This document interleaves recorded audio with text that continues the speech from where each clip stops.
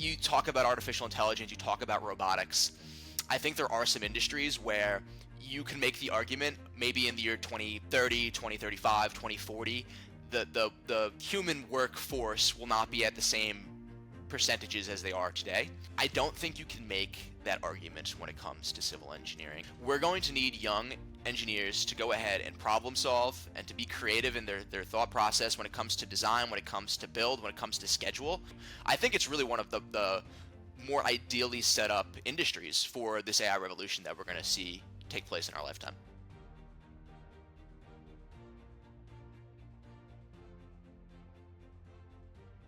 Yeah, let's do it, brother. How you been? Busy, but I guess busy is good. How are you doing? Yeah, busy is good. That's really good. Thanks so much for coming on the show. Really appreciate it. I really appreciate you having me on. I'm excited for the conversation. I'm a big fan of all your content on LinkedIn. I think you do a great job of speaking about civil engineers and how we're affecting society and what we're going through on a daily basis. And I love your perspective on that, especially from someone that practices on the other side of the world. From me, I think it's really interesting to see that. So I appreciate it. Thank you. No, man, thanks to you. I mean, yeah, I love your content as well. I like it. Comment. Yeah, it's insightful and it's nice to see someone. I'd call if I can a young engineer. Taking tech forward and getting the message out there. I think that's the one thing that engineers lack is that ability to get ourselves out there, build our personal brand. I think engineers have had a bad rap, and I think it's time to change that. Yeah, I agree with you. It's difficult, I think, sometimes as engineers to be very forward facing on social media. I feel like when we talk technically on a place like LinkedIn or on YouTube, we're held to a very professional standard. And I think that holds a lot of people back because if they were to make a mistake or say something that they later wanted to go ahead and correct, it's almost like a bad mark against them as a professional engineer. And I think we have to give people a little bit more leeway, a little bit more freedom to speak on these platforms because they're not giving professional advice. They're not signing and sealing calculations on LinkedIn. They're just speaking about the industry and the job that they're doing and the world that they see and experience. And I would like for people to be a little more forgiving online in that respect, so we can kind of talk about it more. But we're working on that. Yeah, I mean that's the whole point of the show. Is trying to get the message out there, get young people inspired. Hear from other engineers and entrepreneurs, their stories, and hopefully how we can inspire the next generation to put themselves out there and try and fail and win. I mean, yeah, that's the message. Really, is you can only but try, and if we can get, I think we can leverage social media for that, right? So that's the beauty of it. I agree with that. I don't think we should be too afraid of failure when it comes to at least expressing ourselves and having conversation. Failure is a part of life. And if you express yourself and you put yourself in situations where you fail, hopefully you learn from those failures and then you don't fail in that same respect in the future. And I think as a young engineer, you fail a lot sometimes with calculations you're putting together or drawings that you put together. It's just part of the learning process. So just don't be afraid of it. Learn from it and embrace it. That's it. So, Daniel Calabro, thanks so much for coming on the show, mate. Yeah, it's a very, very much a pleasure to have you on the show. If you could break it down for us in like a little paragraph, little pitch, your spiel. I always talk about the spiel, the pitch. Yep. Give us your pitch. Give us your spiel. Like, what are you about? What's your mission? What are you doing right now? Sure. So I am a structural engineer. I was working as that for 4 years. I've got a master's in structural engineering, and I was working on a multitude of projects here in the United States. Based out of Florida, I was working on high rises. I was working on a project for NASA. We were designing a launch tower. And throughout this, I noticed a lot of inefficiencies. I noticed a lot of places where we could be doing processes and workflows better. Um, in my time, I've had a lot of computer science experience. Went ahead, started my own company called Ferris AI, where we are developing artificial intelligence solutions for civil structural engineering firms, and recently been working with a lot of contractors here in the States as well. And for me, the biggest part of my day and my job is just to try to enhance the build environment. I think as civil engineers, we serve society and culture, and we need to do a better job of that. And I'm hoping with tools that we're building and other individuals are building out there, we could do a better job of serving society through our designs, through our construction, and through our execution in the build design industry. Mate, you mentioned one thing that sort of got me thinking is you mentioned the inefficiencies, you mentioned workflow. Tell me, was there like a aha moment? Was there a moment when you went, "Oh, hold on, there's a better way"? And then what were those early steps? What were the things that you did to make you realize that you could even build a solution in this space? I would say in about what was it 2021, 2022, like the rest of the world, they had like this GPT, chat GPT moment where you start semantically searching things that you couldn't semantically search before, and the responses you were getting were much different than a Google. You weren't getting links, you were getting actual like relevant responses like a human would provide to you. And the first thing that I did was throw my calculations and my drawings into these commercial AI softwares, and I quickly realized that there's hallucinations, it lies a lot. And at that moment, I kind of asked myself, what would the power of this tool be if it was accurate, if it was verifiable, if it was trustworthy? And for me, I went down a rabbit hole for about 2.5 years, learning about large language models, learning about these transformer systems, how they're constructed, why are they hallucinating, and was able to come up with a solution for civil engineers needing to go through large data sets very accurately. And we need to be accurate to the decimal place, so any sort of hallucination is really, really difficult for us to deal with and to cope with. And we also need to verify the information coming out of these systems. So at Ferris AI, those are two of the biggest issues for us is prompting is extremely important, getting the right results are very important, but also making sure the engineer can trust what we've given them, they can verify what we've given them. I think those are some really big and key aspects when dealing with this type of technology. Mm. Yeah, I mean, again, there's a lot of words around trust. You talked about society. As engineers, we're ethically bound to serve society, to have a layer of trust and ethics that you know, calculations are verified and validated. How have you looked to build that trust? How are because a lot of people say, oh, the AI bot did it, but those layers of verification build that trust. How have you been able to form that trust with your clients? So there are a number of ways that we have been building trust with our clients since we've launched in March, and there are a number of ways we're looking to experiment and continue to try with. One is that we provide verifiable links. So whenever we provide an answer to our user and we state a variable or we state a fact, it's not just text prompt provided by Ferris. It provides a link. So within the PDF documentation that you've provided to us, we will cite that as a source, and then you'll be able to pull that up side by side and verify that information in real time to know, okay, this variable that Ferris gave me is accurate and it is what I want to be using in this calculation. Another sort of tool that we use are confidence indices. So we're able to go ahead, pull an answer, and then internally vet that answer multiple times to try to see, hey, if we ask the same question multiple times, are we getting the same answer? To know if this is a consistent, correct answer. If we ask the same question and we get 3 different answers, our confidence is much lower. And we need to indicate that Mm, to our user so that they understand, hey, this is a low confidence answer. They should probably go back in there and check this for themselves. Something else that we are very keen on is not being overly confident in the responses that we provide. I think that's a major criticism right now of traditional artificial intelligence softwares is it can be overconfident in many like areas, and it'll tell you something and then you'll correct it and say, oh wait, you're right, you looked at it a different way, I should probably listen to you. What we like to do here at Ferris is wherever we can explicitly prove and state our answer, we'll provide that to you, and where we can't, we're going to tell you we cannot explicitly state this answer. It's the engineer's job to go back into this question or go back into this problem or into this RFI and figure that information out for yourself. And for us, serving our customers, serving our clients, we think that's a better value add than being overly confident, because let's take the example of an engineer looking at a series of RFIs or building department questions.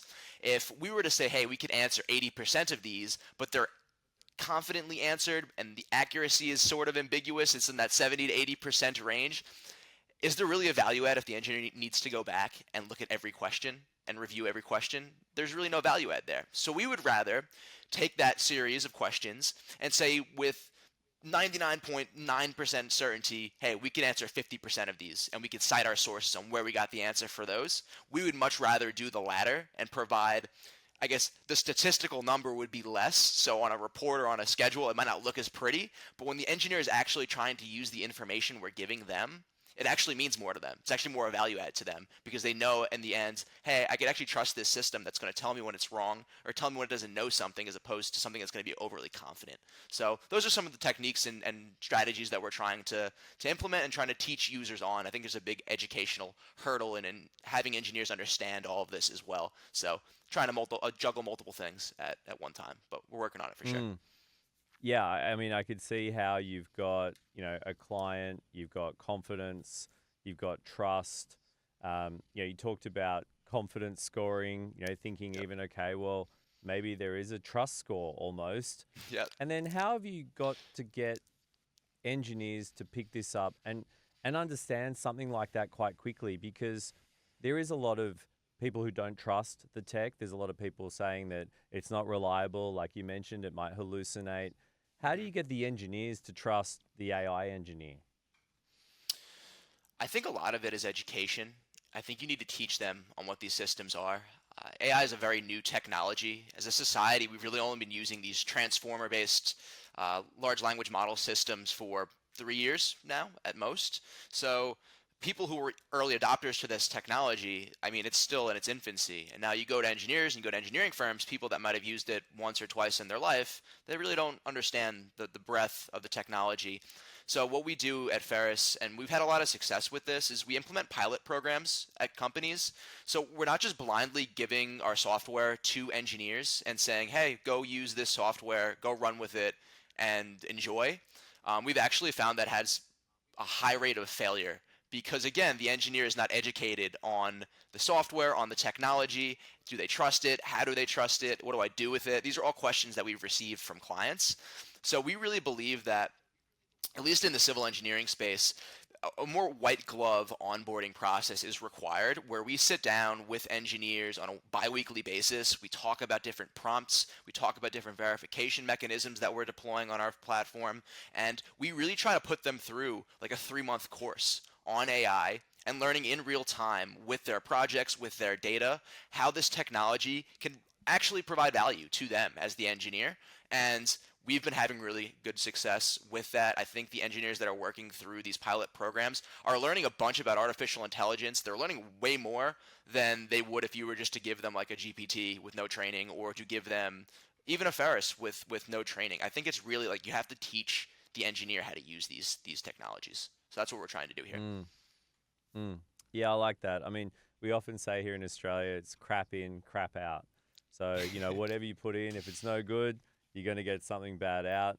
Yep. Do you think that there is, I mean, I can see an evolution. I can see that from, at least from where I can sit, prompting is a big thing. Knowing how to prompt is a big thing. Being a competent engineer is also a big thing because without Mhm. having that competency, how are you going to be able to prompt someone, AI, whatever it is, bot, to give you the right answer? Mhm. How do you think we could build the competency and the AI slash prompting competency at the same time without people getting lazy? Maybe young engineers just getting lazy, and a lot of people say, "Oh, you're not going to think for yourself." How do you come back to that? That's a great point, Darren, and it's something that I'm very worried about for my generation. I don't want us to just fully rely on this technology and not use that critical thinking, problem solving muscle in our brain that I think is so important. Because when you look at all these tests for large language model systems, when they get outside of pre trained data, the reasoning falls off a cliff. So I'm very worried about that. Humans need to be able to step in where data is unknown and provide expertise.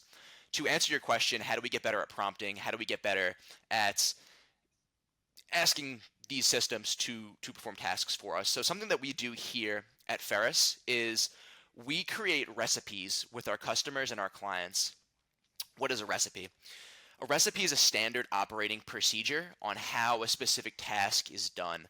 And as I went around the world really and I'm talking to engineers, I'm realizing a lot of companies, they have these SOPs. Maybe they're written in a book somewhere, maybe they're on a server somewhere. But again, it's hard to educate everyone on that SOP and have them perform consistently to it all the time. That's now changed with artificial intelligence because what we do is we go to companies and we sit down with them and we say, hey, whenever you get a concrete submittal design, what do you want to look at in this report? And we sit down and we go through every logic check that needs to be made to say, hey, this concrete mix is good, we could use it. And it's not just automating this task. Within those checks, you could provide educational pieces as well, saying, okay, this is why we check the water to cement ratio. When it's too far out of this bound, you lose your compressive strength. Or this is why we're checking for this aggregate size. It works with the workability of the concrete and other sorts of educational things that you would learn. Because when I started to implement these recipes, an old boss of mine at a structural engineering firm I used to work with, he came to me and said, "Hey, Dan, I know you're trying to automate a lot of this stuff, but this is how the younger engineers are learning." And I had to think about it for a second, but he was right. That's how I learned. I didn't learn how to review steel shop drawings or different types of mix designs or different types of product data sheets at college. I learned them on the job through the CA process. So we don't want to just automate, we want to educate, and we believe we could do that simultaneously, and we're doing it here at Ferris. So trying to do both of those things at the same time, and we're having some success. I like that. You're breaking down the standard operating procedure into specific tasks that you almost have to learn to then be able to prompt to automate. And I also like your parallel about concrete mixes and recipes. Yep. Funny, one of my friends works at a concrete company. He's just a finance guy. I'll give him a shout out. I'm not going to say his name. But anyway, and he talks about that concrete company having over 10,000 concrete recipes. Yep. And I'm like, yeah, they're mixed designs, right? You know, I was brought up in concrete and mixed designs, but I like the parallel with recipes. That's really cool. Um, in Australia, we have definitely seen, and a lot of people debate this about a shortage of engineers, a shortage of talent. We've got old grey engineers who are, retiring. They're moving out of the market. Hmm. There's not a lot of young engineers. We have a lot, but there's people who might not go into engineering, and they're worried that maybe AI might take over engineering or there's more money in other fields. Tell me, what is it like in the States and what are you seeing right now in terms of engineering? And what are you doing at Ferris to try and change that? So this problem of labor shortage within the civil engineering industry, I think it's a macro problem at a global scale. I don't think it's just Australia. I don't think it's just the United States. Um, I've seen it as far as I could find, and I've been talking to people in multiple countries, working on different types of civil engineering, not just like structural or wastewater or environmental, like every type. Everyone that I talk to, they're all saying they're having a hard time finding young civil engineers. And I noticed it as well as I was working. I would look around, and I'm 28 years old now, but when I was working, I was 22, and then when I was 26, I was kind of waiting for that next cohort of engineers to come in and take my entry level role, and there just weren't a lot of them. And then I noticed the engineers that I was working with, a lot of them were leaving to go work at developer companies or hedge funds or do other more, I would say, lucrative jobs. So a few things that I would like to say about kind of where I see the industry now and where I would like to see it go in the future. I think the first thing that we need to do from like a younger generation is we need to sit down with all the people that are like leaving the workforce next month and either get them on camera or just like record like lessons that they've learned or projects they've worked on. And I say like in AI, data is the most important thing. I think some of the most critical data that you have at your company is the employee that's going to retire next month. The amount of data they've accumulated over a 30 or 40-year career is invaluable and you'll never get it back once they leave the company. So please take them out to lunch, sit down with them, be very nice to them, and record that data and experience that they've created and lived over their whole career. I think that's invaluable, and I don't want to lose that information as people start to phase out and a younger generation comes in and they're trying to learn the craft while getting this data transfer. I think that bridge needs to be built, and I'm hoping that we could instill some sort of a conversation to have that data transfer happen more seamlessly. I think the second part of the conversation that we should also be having with younger generations is you talk about artificial intelligence, you talk about robotics. I think there are some industries where you can make the argument maybe in the year 2030, 2035, 2040, the human workforce will not be at the same percentages as they are today. I don't think you can make that argument when it comes to civil engineering. And I think the biggest thing right now, when you look at these large language models and how they perform when it comes to reasoning, like I was saying before, when you get outside of these known data sets, these known parameters, the reasoning ability falls off a cliff. They don't perform very well. And we're going to need young engineers to go ahead and problem solve and to be creative in their thought process when it comes to design, when it comes to build, when it comes to schedule. And I think if you're looking for an AI resilient workforce, I think civil engineering would be a great career for young individuals who are looking for something like to do with their life that they'll be able to work with artificial intelligence, but it's not going to displace them. You get to work on things of meaning, things of purpose, things that are bigger than yourself, projects that will outlive you. I think it's really one of the more ideally set up industries for this AI revolution that we're going to see take place in our lifetime. You've sold me. Um, I, I think there's a couple things there I really want to dig into. You talked about data and seeing the AI revolution in engineering and data. I could see that there's going to be a lot of that data that's going to be there. It's going to be available. How do we really extract that data? And I'm thinking more about the mentors, the coaches, the older engineers, I call them the gray hairs, you know, Mhm. even someone of my ilk. How do you take that and extract it and then rework that back into your AI chatbot or Ferris or whatever it might be? So we're doing a few things here to address this, and within your company, you'll typically have like a lessons learned, whether it's a document or a presentation, something of this effect. And part of what we're doing is we're taking that lessons learned and we're turning it into one, an educational series, but also like a checklist that engineers will go ahead and Ferris will check their drawings or calculations against all these previous mistakes and experiences that people have made. So that's one way that we go ahead and those experiences, that data that people have been accumulating over the history of the company or over their career, you can go ahead and use that. And younger generations will have access to it and it'll be more accessible through a large language model platform like Ferris. The second thing that we're doing is I think one of the major breakthroughs with artificial intelligence and this transformer technology is having a fundamental memory continuum on your project. So having this institutional memory that sticks with your project from cradle to grave.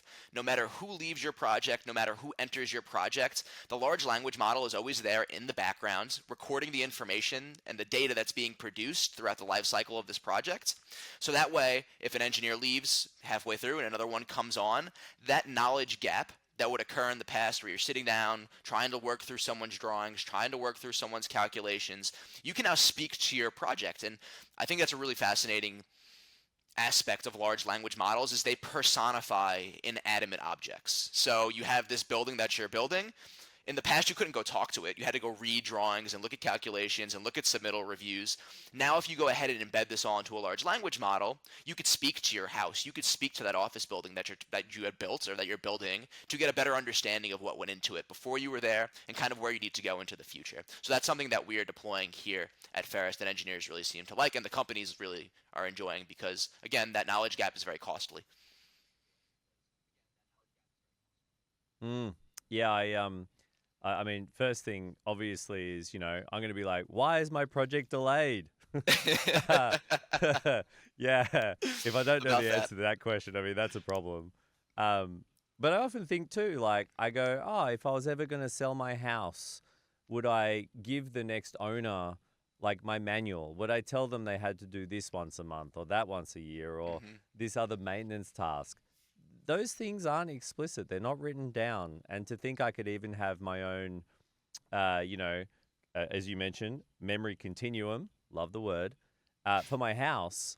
Imagine how powerful that could be, to transfer ownership, to transfer project management of a project. Hmm. A lot of people now are using that for their projects. A lot of people have their own projects set up for multiple, across whatever platform, whether or not it's, online or their own internal bots or not. Hmm. The power of having that memory that transcends you, say you move on, it's already there, it's inbuilt. I think that is truly powerful. And I think a point that listeners should really take a moment to consider. Yeah, I agree with you. I think it's something that's very profound and it's a paradigm shift in our industry. We never had a technology that had the ability to perform in this way. And I think now that we Mm, do, and we are going to start working with it, and you're going to see how this is going to transform how people are working on projects. And it's really going to be something mm. that we haven't really seen before. And we're going to learn in real time how beneficial and how valuable it could be. Mm. How do we make young engineers more creative? That's a very broad question. I've got a few ideas about creativity. I don't know if they're correct, but they are ideas. Um, I think working on problems outside of your domain of expertise is really important. Um, for me, I like to write, I like to read, I like to draw, and not about engineering in those or AI and in those respects.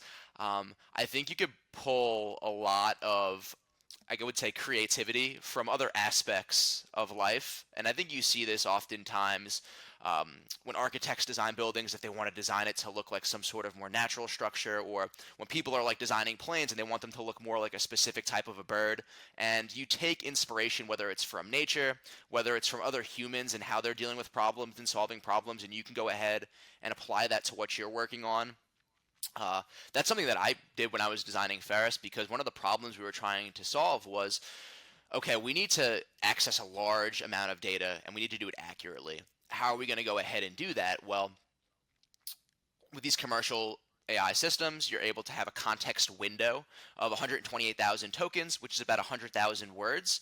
And as a civil engineer, you immediately that'll be one design code. That's like your IBC. You can't even get into your drawings. You can't even get into your calculations. So we had to go through the thought experiment of, okay, how are we going to parse through data? How are we going to vet data? And we looked at other projects that were doing similar things, but they weren't applying the technology to civil engineering, and we were able to go ahead, take that inspiration, and tailor the technology to something that civil engineers could use and get a lot of value at, and return highly accurate pieces of information at a very large scale of data.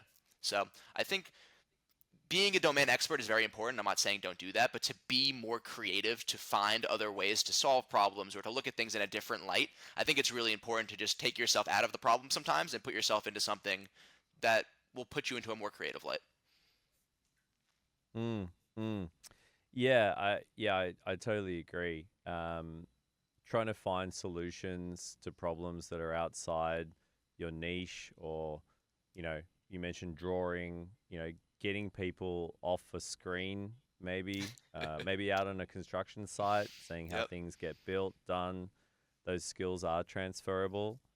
Um, the other thing is around that promotion. You talked about AI being a great space, being a great space. We've got years. You talked about 2030, 2040, to try and imagine what that future looks like and the role of an engineer. Have you thought about what that looks like in the future, and then how now, as an industry, we can try and promote that future to a younger engineer? The world of possibilities, right? There's Hmm. so many things it could be, but how do you see that shaping out? You've got a long way to go, right? You're young. I Hopefully. think you're Hopefully. young. You're relatively young. You're 28 or whatever you said. You Yep. got years. You got 20, 30 years, right? Um, how do you see that shaping out? So this is something we think about often at Ferris. One of the conversations we had when we were starting the company was, what is the civil engineer's workflow going to look like in the year 2030? And how we see it playing out right now is you're going to have a lot of these softwares, and they're going to all have some sort of AI feature or capability within them. And we asked ourselves, okay, I sit down at my desk. Do I go talk to 20 independent AI chatbots that don't have any context or information on what you're doing from software application to software application? We felt like that was very inefficient and probably not the best way to go ahead and work, not how we wanted to work, and not really how the customers that we spoke to wanted to work.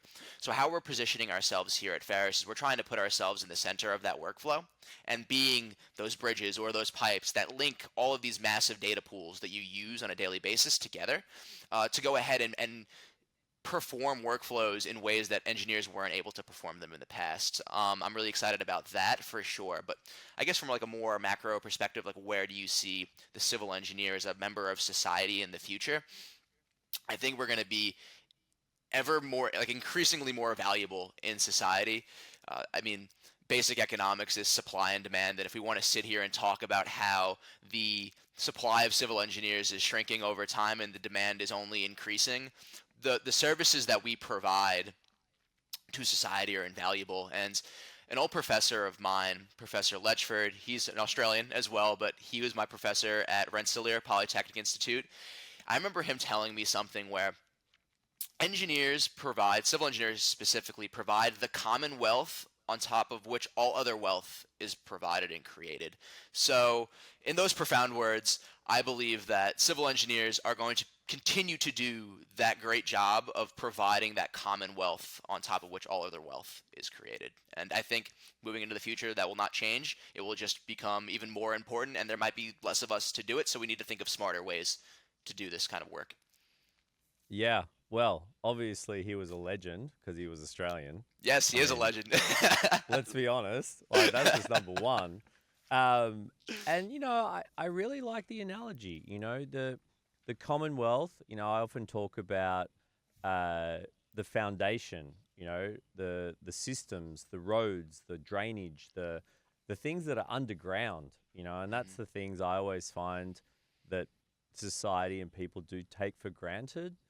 Running water, drinking water, drainage. It's raining a lot here in Sydney at the moment. Mhm. Seeing the water go down a drain, like a lot of people don't see that. They just see, oh, water's gone, right? Yeah. Great, water's gone. But they don't know and understand what's under the ground.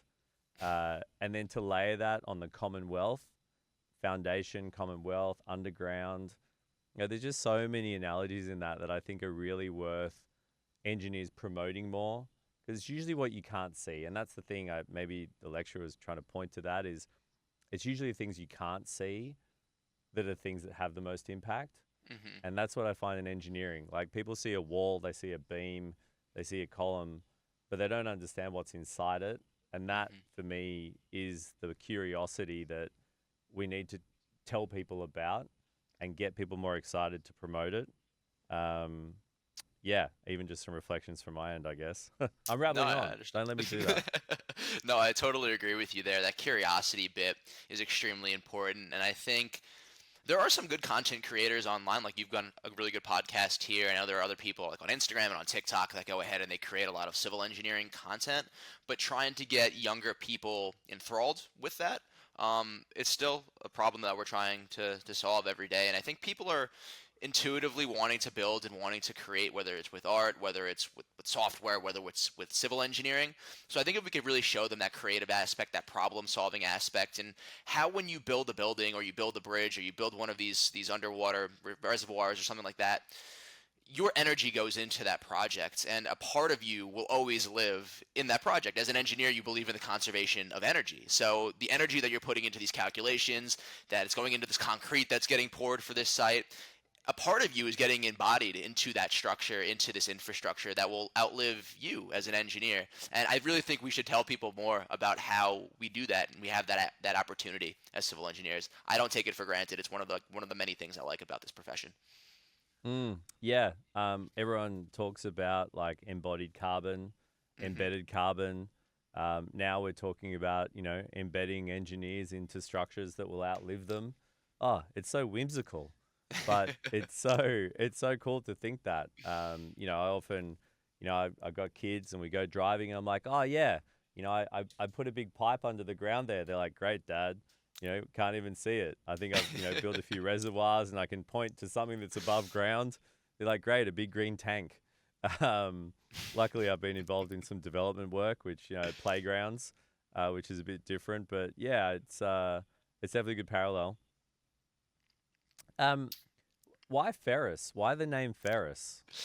So for me, I'm a big believer that we stand on the shoulders of giants, and I feel very obligated to pay respect and to pay homage to engineers and to people that came before me that allowed me to be in this spot. So where I went to school, I went to Rensselaer Polytechnic Institute in upstate New York. It's about 3 hours north of New York City. And it was the first civil engineering school in the United States. It was founded like in 1864, something like that. I don't know the exact year. I don't want to misspeak, but the first one in the United States. And we had some very major alumni that came out of there. Washington Roebling was one. He was the engineer that designed the Brooklyn Bridge. And then another one was George Ferris, and he designed the Ferris wheel for the Chicago World's Fair. So when I was going through what am I going to name this intelligent system, this assistant, this buddy, whatever you want to describe it as. I feel like Ferris rolled off the tongue. I think it paid homage to a previous engineer that really paved the way for my university, for the profession that we all get to enjoy and practice in. So it's an homage to George Ferris, is where the name comes from. Yeah, that's really cool. Really cool. I like that. Thank you. I didn't actually know that the Ferris wheel was named after an engineer, so I guess you learn something new every day. Yes, it was named after George Ferris. He was a civil structural engineer from RPI, and he originally was into railroads. And then around that World's Fair, they had a competition that had come out where they were taking ideas that they were going to show off at the fair. And he submitted the idea of the Ferris wheel, and it won. And they constructed the first one in Chicago, and now you see them all over the world. Oh my God, patent that. Yeah. So, bit back to you now, and maybe your journey. You've sort of, you said you got a master's, you cut your teeth as an engineer. Now you're moving into like the tech world.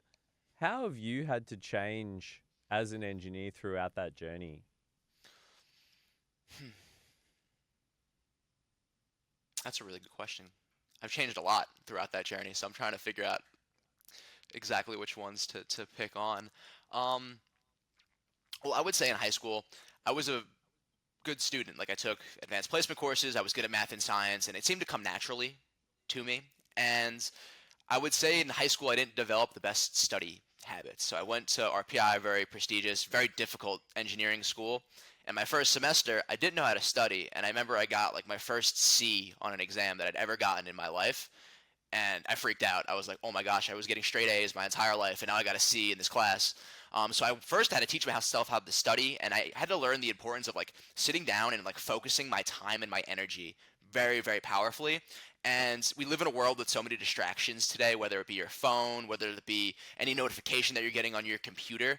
And from when I was about 18, I really have been trying my best to turn the phone off, like put everything away, and just like open a book and sit down and read it and like understand it and take notes and question. So I would say that's like the first evolution of me as an engineer, just sitting down and like really understanding the importance of my focus and my energy and my time. From there, as I graduated and started to work professionally, um, the grades came. My GPA was good when I graduated. I got better at school. I got better at the mathematics and putting this all together. But I think the second evolution is working in a team environment and really working with other engineers and working on a project where you're dealing with architects and mechanical engineers and electrical engineers. And then the project shifts over and you start working with a construction team, and the ability to communicate and how important that is.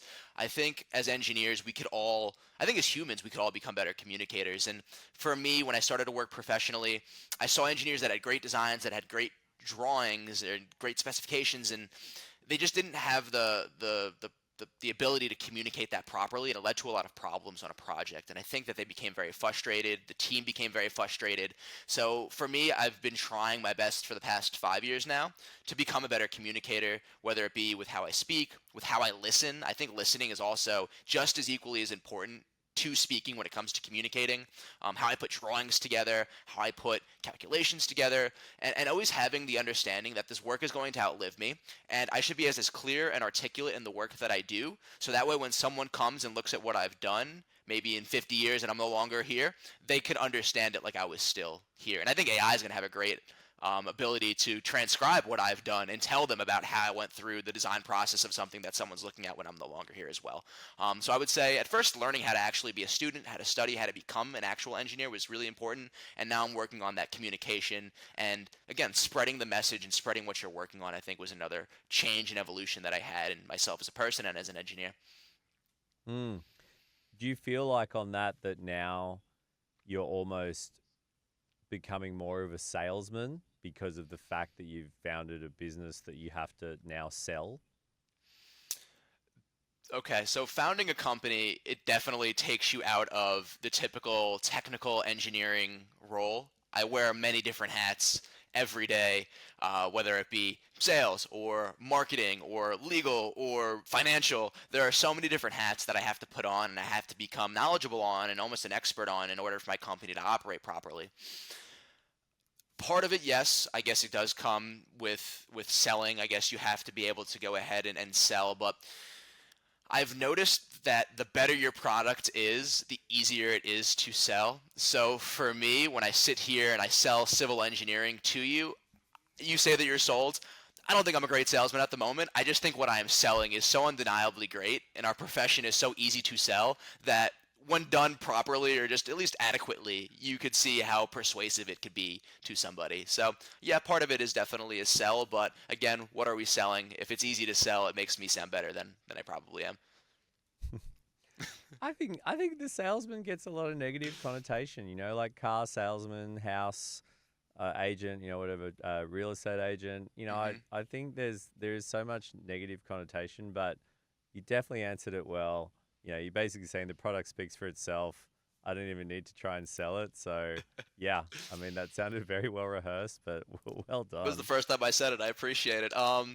I will say, like, I think that word salesman, I guess, gets a bad rep because people are trying to sell things that are maybe not up to par, or they're trying to sell you a version of something that really doesn't exist and it's kind of below something that you're expecting. Yep. And that happens, I guess, in civil engineering and in software development all the time. And for me, it's just being really honest about what you're selling and just be honest about it. Like if there's something that our software cannot do, I'm not going to tell you that it could do it. I'm just going to tell you that it can, and we'll work on it and try to make it Mm. better. Um, I think that salesman term has gotten a bad rap, and something about selling civil engineering that I really like is we live in a world where there's a lot of distrust, and you could find a conspiracy theory for anything, like with doctors or with lawyers or with the media or with the government. And my generation, we kind of grew up with this. We're all internet native, we're tech native, and it's something that's been in our face our entire lives for the most part. And something that I love about civil engineering is there's really not a lot of conspiracy theories out there around civil engineering. Like, there's nobody that I know that's like an anti-bridger, like they refuse to go on bridges, or they refuse to go into Yeah. a building, or they refuse to drink. I mean, maybe some people don't like the fluoride in the water. That's another conversation. But for the most part, they trust like public plumbing. Um, so that public trust that we've built up with the populace and society over centuries of doing really good and honest work is something that I don't take for granted, and I'm very proud of as a civil engineer. And I want to make sure that our generation, we don't do anything to lose that trust, because trust is something that takes centuries to build and it could take a few decades to lose. And I'm really trying my best to make sure that we don't lose that. And I think that trust that's been built up over centuries makes this sell really, really easy, to be honest with you. We talked about the trust score, the confidence score. Now I'm starting to think my brain's going into like a historical and a futuristic view of society's trust of engineers and just trying to see how to measure that and like what that looks like. Maybe there's this adoption of AI and a little dip and then maybe something I don't know, but yeah, I like to analyze that in my brain. I think that's super cool. Yeah, I could see that Um graph building up in my head right now. I could see what you're yeah, saying. that's right. It's Yeah, interesting. yeah. So you worked at NASA. Just give me a quick insight to that. I mean, that sounds amazing. And what was your biggest learning from working at NASA? I was very lucky. I was working with Bechtel, who was the prime on the Mobile Launcher 2 project, and that was for the Artemis project, where NASA is trying to send astronauts to the moon and then to Mars. What Mobile Launcher 2 is exactly what it sounds like. It's a mobile launcher. So they move into the VAB, the Vehicle Assembly Building, and they put the rocket on this big steel structure, and they put it on what are called crawlers. They roll it out to the launch pad, and then when it's time to launch the rocket, they go ahead and they launch it from the Mobile Launcher 2 project structure. I got very lucky, honestly, to get this job. I never thought that it was something that I was going to do with my life or my career. I was living in Florida at the time, obviously very STEM oriented. I wanted to go see a rocket launch. I went up there to Cape Canaveral, saw a rocket launch, and when I was there, I was just so in awe of the engineering that was going on there. When I came home, I'm like, they'd have to have a job for a structural engineer somewhere around this place. Like, there's so much steel, so much concrete. Like, there had to be something, right? And I was online, and I got this opportunity to go work with Bechtel, and they brought me on for a 3 month contract. So I kind of felt like I had to like prove myself and show people like, hey, this is why I should be here, and this is why I should be providing. This is how I'm going to provide value to the project. And at the time when I got the job, I was 25. I was the youngest member pretty much on any of the design teams. So for me, I just kind of became like someone that will do any job or anything that needed to be done on the project at any time. I didn't have like a family that was living in the area. I had a lot of energy and I had a lot of time, and I just applied those two to any problem that somebody needed solved. I might not have knew the best way to solve it, but if you gave me enough time to like wrap my head around it, I could figure out a good solution. And I kind of built a reputation over the project of doing that. Ended up working on that job for about a little over 2 years. And by the time I left, I was actually leading a team where we were going ahead and vetting all of the steel before it actually was transferred from our fabricators to Bechtel to get erected and constructed in the field. There were a number of weld testing that needed to be done, material takeoffs, quantities, metallurgic tests that needed to happen, and it was this large data acquisition and vetting process, which was really painful. And it was kind of part of the reason why now I'm starting like this data management company is I see all these large data sets that need to be managed and need to be understood, and how difficult it is to do with the existing technology. And I saw a better technology that we could be using. It just wasn't in a form that was trusted at that time. And it was frustrating at the time to see that because I could see there being a better solution. It was just the system that I was working in at the time didn't have understanding of those new solutions. So I was working on what became Ferris in the background, and then I had to quit that job to start my new venture now. Um, but working on that project was one of Well, the most. congratulations, mate. It sounds Thank you. like one one epic journey. It's been a journey. It's definitely been a journey. It's an unforeseen journey. Like I never expected my life would be here. I never thought I would start a company like this. I guess if I was going to think of starting a company one day, it'd probably be like my own structural engineering firm or something like that. But yeah, no, I just never expected to really be here in my life, and I'm extremely blessed and extremely grateful to have this opportunity. Truly. So on that, imagine you're back at campus, and there's a big billboard. It's got your face on it, maybe a little Ferris AI at the bottom. Find the plug. What does the billboard say? What are you gonna say to campus on a big advertising billboard right now? So at RPI, our like motto is why not change the world? And it's on like the bridge over the center of campus. And it's something everyone kind of like jokes about or like laughs about or like talks about. It's like when you're doing like your little calculus homework or something very small and mundane. It's like, oh, like why don't we go ahead and change the world? And I think at first it sounds very small and mundane. But as you get a little bit older and you go and you experience more of the world, I think you realize that you could actually go ahead and change much more than you give yourself credit to. Um, and what I would say on that billboard is just dream the biggest dream that you could possibly think of and work as hard as you possibly can to make it a reality. Might be a little too long for the whole header, but something to that effect. Um, but I really think like I don't know, it's more of like a way that I live my life, like an ethos or something. But I think dreaming and like dreaming really big and trying to build things that'll outlive you is almost required for life. Like it's disrespectful if you don't live your life in that sort of a way. This life is such a gift. It's such a blessing. We inherited so much from people that work so hard, and for me as an engineer to just sit here and like stay in my own little role, like it's a disservice for the engineers that are going to come after me. I hope I get to build something that makes their lives better, that they look at and they say, wait, I can make something even better than what Dan made when he was here. And then that's how we move and push our industry and push society forward to create a better culture, society, and world for all of us. So I would say just dream really big and work really hard to make them a reality. It's really worth it, and I think it's the best way that you can live your life. I love that, man. Very cool. Very Thank you. cool. I mean, I was waiting for you to like use the word continuum somewhere, but you didn't. So well done. No, I think Continuum I um, use one time. I use it for the memory stuff for AI. Then I outside of know, that, I I can't know, keep using it too I know. much. So, mate, look, just openly, I had a blast. It was so interesting to learn about your background, your history, your take, future, engineers, AI, what it is, how it works, data, continuum, obviously. Um, for anyone who's made it on this long, and I really hope there's a few listeners out there, have you got a message for the listeners out there other than dream big and the continuum? Is there anything else you want to tell the listeners right now? Put it out there. It's over to you. Well, thank you very much. I really appreciate it. If you're still listening, thank you. And Darren, thank you again very much for having me on. This is a great chance to get to connect with you, get to talk to you, and talk about things that I think we have in common and that we're aligned on. And then some things that maybe that we weren't, and we kind of learned from each other in certain respects. So I think that's a great way to have a conversation. For me, if you want to learn more about what I'm building, you could find our project, Ferris AI, at askferris.io. I'm also on LinkedIn. Daniel Calabro is my name, Calabro. And yeah, I mostly post on LinkedIn. I have a YouTube channel, which is just my name, where I talk about really what we're building at Ferris, give some demos and things like that. But really big on LinkedIn. I think it's a really good place professionally to meet individuals in our community and have these debates and have these intellectual conversations. And again, just thank you very much. I really appreciate it.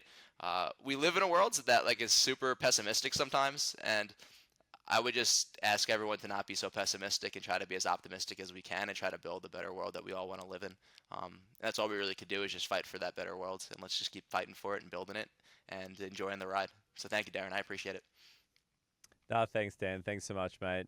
You got a big fan over here in Australia. And yeah, I very much look forward to listening to this one again. Thank you, brother. I appreciate it.